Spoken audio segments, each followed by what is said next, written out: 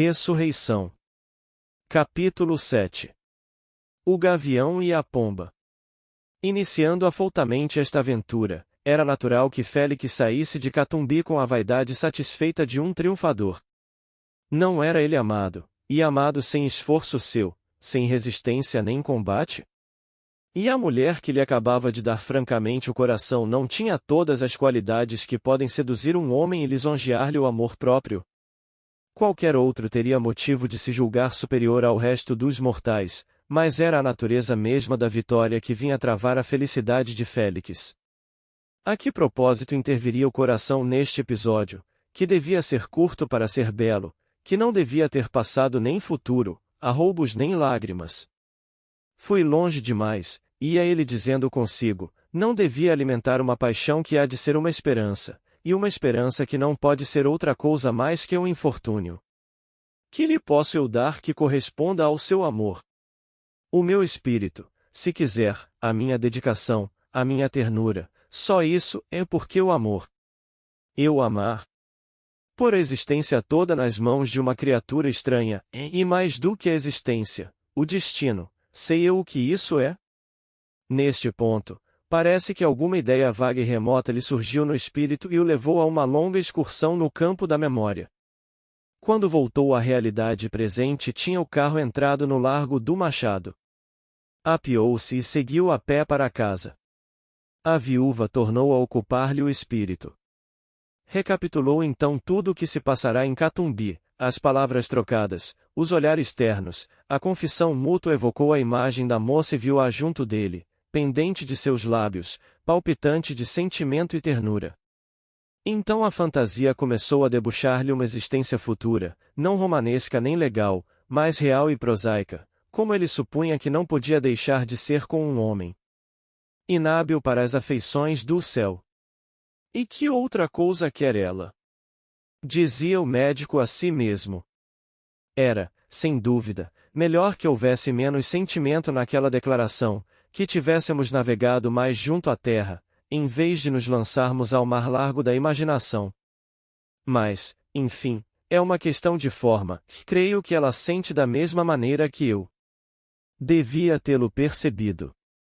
Fala com muita paixão, é verdade, mas naturalmente sabe a sua arte é colorista. De outro modo pareceria que se entregava por curiosidades, talvez por costume. Uma paixão louca pode justificar o erro, prepara-se para errar.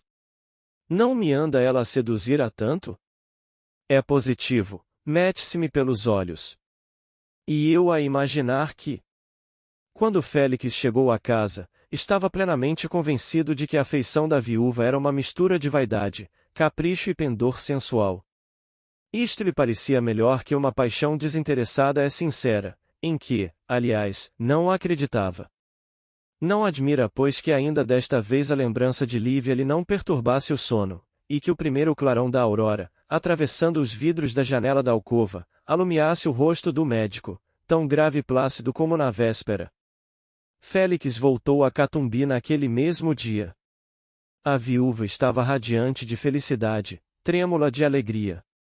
Estendeu-lhe a mão, que ele apertou, não palpitante como ela, mas cheio de delicadeza e graça. A presença de Viana, além disso, impedia qualquer outra manifestação exterior.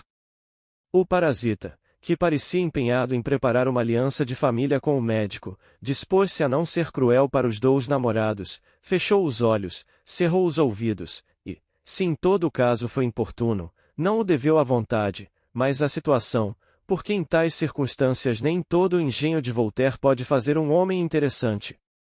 Amiudaram-se ainda mais as visitas de Félix, que ali encontrou algumas vezes a família do Coronel Moraes, e outras, poucas, da intimidade de Lívia. De Matilde sentia entusiasmo pelo médico quanto a Raquel olhava para ele com uma espécie de adoração. Dos homens alguns o detestavam cordialmente, outros tinham-lhe medo, não raros inveja, e alguns poucos simpatia. Félix, entretanto, parecia indiferente aos sentimentos que inspirava e deste modo obedecia a um sistema não menos que a disposição do seu espírito.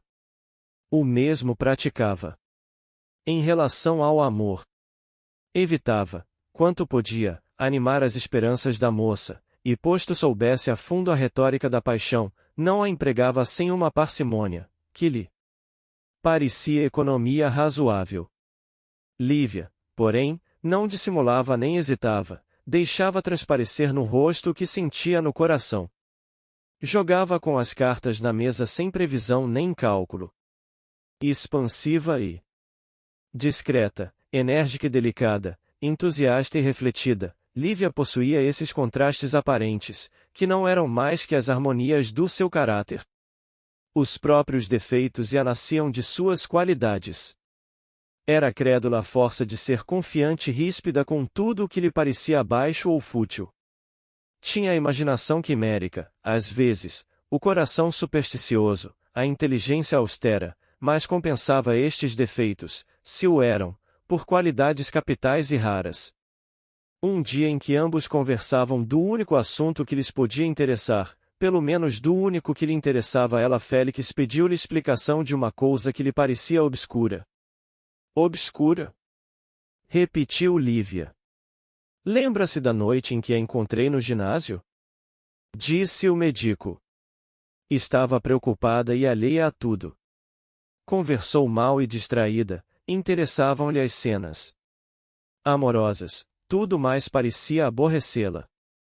No fim do terceiro ato levantou-se e foi-se embora. Diz-me, entretanto, que desde o sarau do coronel já começava a sentir este amor que é a sua vida. Pois bem, não estava eu lá, a seu lado, no teatro? Não. Oh! Estava outro homem, muito diverso deste que eu vejo, agora ao pé em mim, porque ainda não me amava. Mas não era só isso, era mais. Pensa que os seus atos, sentimentos e pessoas não são objeto dos comentários estranhos? Importam-me tão pouco os comentários. Pois bem, falaram-me muito mal do seu coração naquele dia. Que lhe disseram desse viajante incógnito? Viajante? Perguntou Lívia. Que foi? Emendou Félix. Disseram-me muitas coisas mais. Deu-lhes crédito? Não, mas fiquei triste. Eu estava acostumada a admirá-lo de longe. Conhecia-o pouco, mas meu irmão falava-me muita vez a seu respeito nas cartas que me escrevia para Minas, e Raquel fazia coro com ele. Seu irmão tem certo entusiasmo por mim, disse Félix, e natural que exagere os meus méritos.